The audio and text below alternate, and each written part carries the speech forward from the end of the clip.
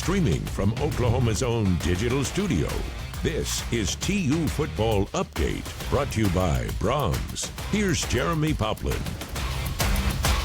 You heard it there from Tre Lamb. He feels like that this team just little instances, 15 plays away, like in the Tulane game, from them really being a difference maker here inside of the American Conference. Welcome into the pod. A little bit of a different start.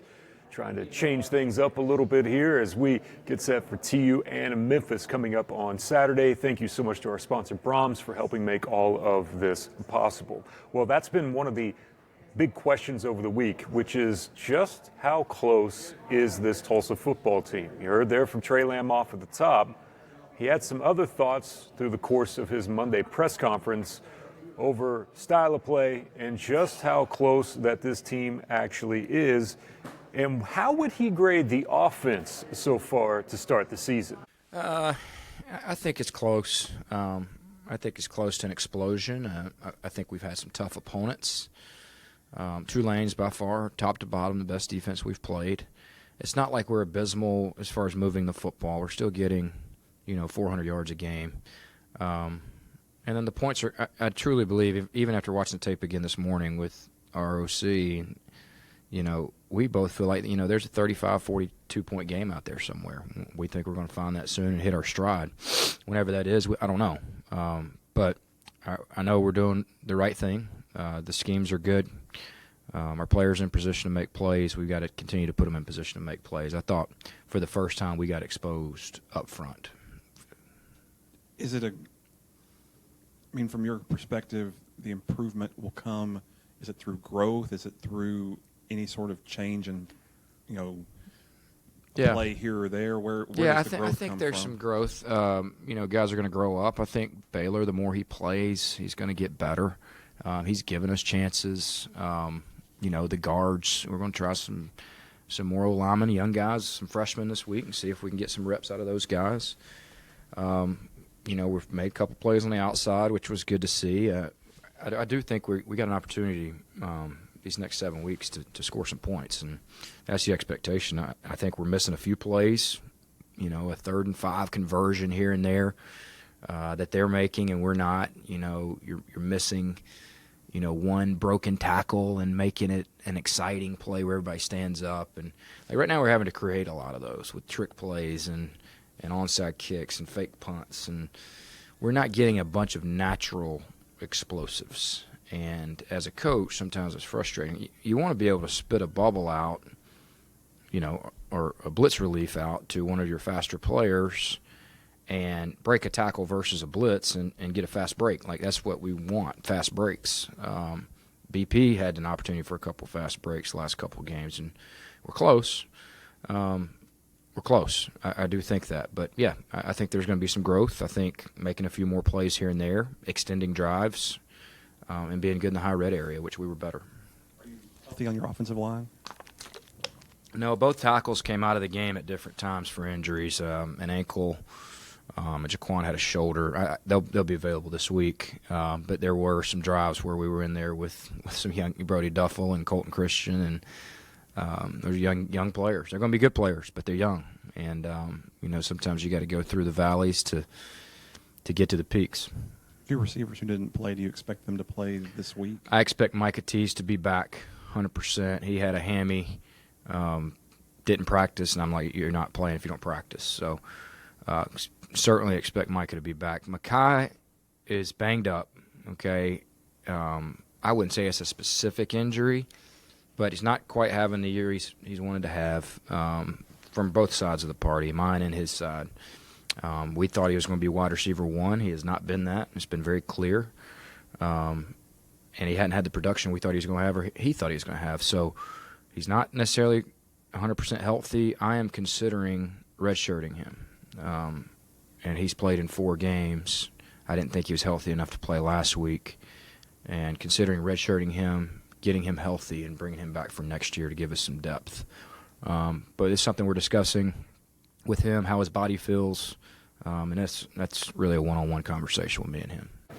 I guess before we should go any further, we should probably get an update on Kirk Francis and the potential of Kirk being back in the lineup against Memphis. I had a chance to ask Coach Lamb exactly how Kirk was handling the last couple of weeks since that concussion at New Mexico State. Yeah, I mean, it happens across college football and the NFL every day. And Kirk's been awesome. He's a leader. He's a captain. I have no doubt he'll be ready to play for us this year and in the future. I think he's handled it with maturity, and I think he's just now kind of starting to be himself from a mental perspective. I thought the first week after the concussion he looked really bad in practice, slow feet, out of shape. You could tell he was just kind of, groggy. And then last week I thought he's much improved. So tomorrow I really want to see how he feels. If he's 100% sharp, ready to go, we'll evaluate that as the week goes on. But, against teams like that with the pass rush the way it was and, 11 quarterback hurries or sacks, it wasn't going to be any better. You might have heard me say this a few times, but 2025, Tulsa's a victim of the schedule that was placed in front of them. You open up conference play with Navy, you play Oklahoma State, then you have Tulane and Memphis back-to-back weeks, one of those on the road at Memphis coming up this Saturday before a week off or open week, and then you go to East Carolina for a Thursday night game. Not by any means the easiest stretch in Tulsa football, maybe one of the more difficult schedules that they've had in quite some time.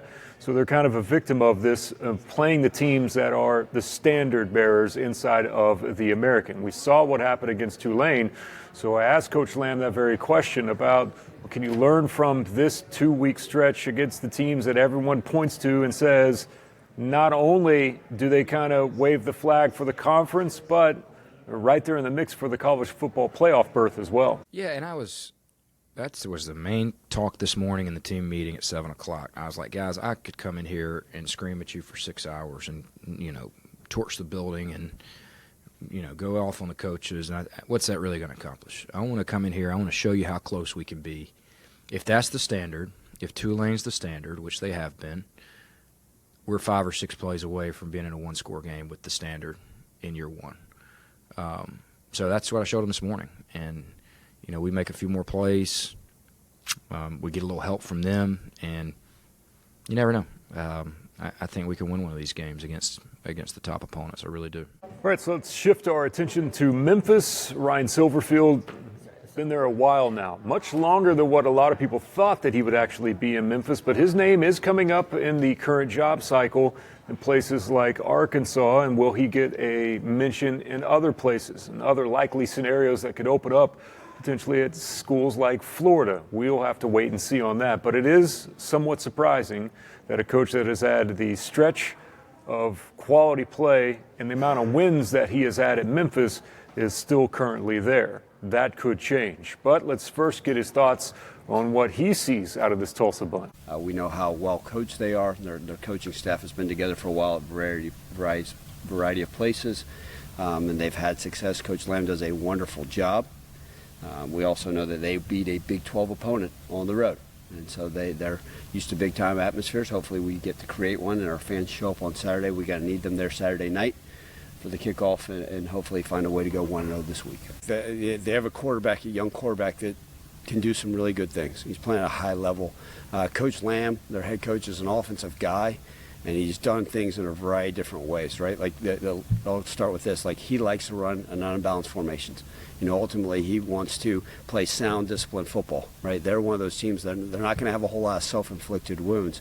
And I think in college football, a lot of these teams offensively will stub their own toe, right? Whether it be a holding, an offside, a false start, throwing the ball in opportune situations. And I think they're just one of those offenses that just lines up and says, hey, here's what we're going to do. We're really good at this. They also got some talent, different skill guys that can go up and make plays on the football. I know they think highly of their running backs. Their offensive line is continuing to get better and better. And they'll use a variety of different tight ends. So, I think there's going to be the challenges and every week. And I think you sit there and watch early on, their game versus Tulane was very close. And so we know what type of defense Tulane has. And so I think Tulsa, in all three phases, they're going to be well coached and well disciplined. And our defense has to come out and play football at a high level. We talked about what our offense will need to do. And then, we got to continue to improve on our special teams. So it's going to be a heck of a challenge.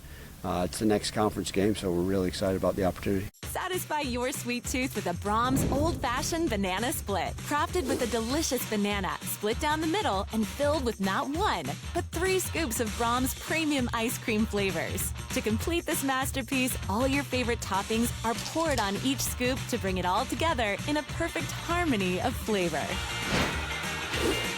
Treat yourself to an old-fashioned banana split at Brahms, where every spoonful leaves you wanting more.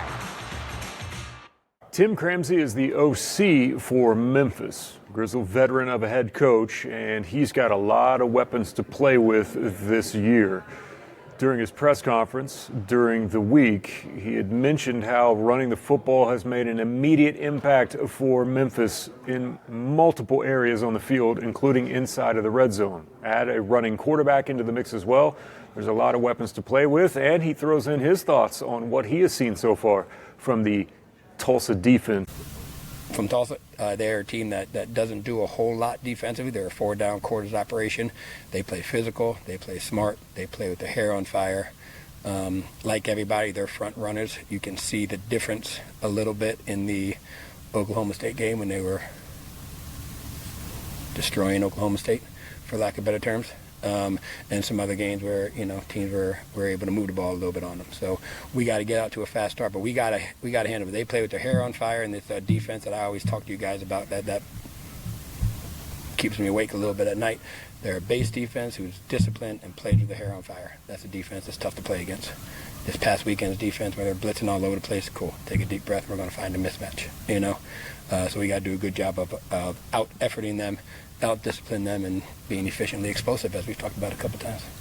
Jordan Hankins is the DC for Memphis. He has gone up against Tre Lamb a couple of times back in 2018 and 2019. He had some very nice things to say about the way that the TU offense is operating right now, and Tre Lamb. If you watch those games, and I'm sure Coach Lamb's listening, if you watch both those games, I think one game was all 13 personnel, and the other game was tempo 11 personnel, and all that. Coach Lamb does a great job. Offensive mind, obviously an ex-quarterback and things like that, and I've known him quite a long time. Got a lot of respect for him, and there's going to be something. Who knows? We got to be able to defend whatever puts in front of us. What have you seen from what they've done so far? A little bit of everything. I mean, they're getting a bunch of different personnels. Obviously, you're going from the 5th fastest team in the country to the 9th.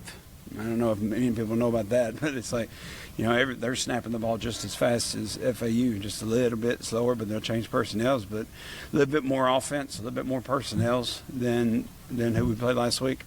But there's going to be some trick plays. There's going to be some formations we haven't seen. They've got speed, a lot of speed. There's a few guys that can really roll. And they're going to try to find ways to get him isolated and put him in different areas. Every week has different challenges, obviously, but there's going to be some stuff we haven't seen just because that's what he's done in the last 5 games. Oklahoma State had some separate stuff. Navy had some separate stuff. Tulane had some that they haven't ran in other games. So I don't know. So there you have it. There's a quick peek at Memphis as we get set for the game coming up on Saturday night at 7 o'clock. We'll have the official preview edition for you coming up on either Friday evening or Saturday morning right here on Oklahoma's Own Sports on YouTube. Please like and subscribe all of our videos and the content that we're pouring out from you. Remember, all the teams are covered here, including the Thunder, Oklahoma, and Oklahoma State, and some high school coverage right there, Oklahoma's Own Sports on YouTube. Thank you again to Brahms for helping make this possible, and we'll see you next time on another TU Update. Thank you for watching this Oklahoma's Own Digital Studios sports presentation. Stay with News on 6, online and on television anytime for the latest news, weather, and sports.